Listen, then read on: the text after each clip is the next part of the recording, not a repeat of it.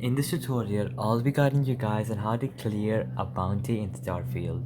So let's get started. So first of all, you need to visit a self-service center bounty clearance terminal to pay and clear a bounty in Starfield. These are placed beside the mission board assignment terminals, most commonly in places where people gather like bars, inns, and taverns. You can also install a bounty clearance terminal at your outpost if you have the resources to do so. One important thing to note about self-service bounty clearance terminals is that you can't clear a bounty of the faction space you're currently in.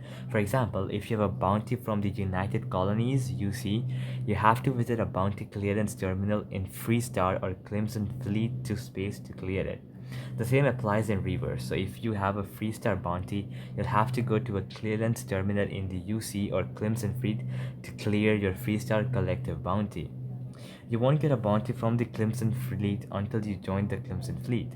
While you're a member, you can clear a Crimson Fleet bounty the same as UC and Freestar bounties.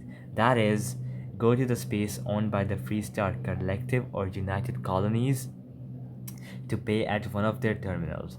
So that's how you can clear up bounties in Starfield.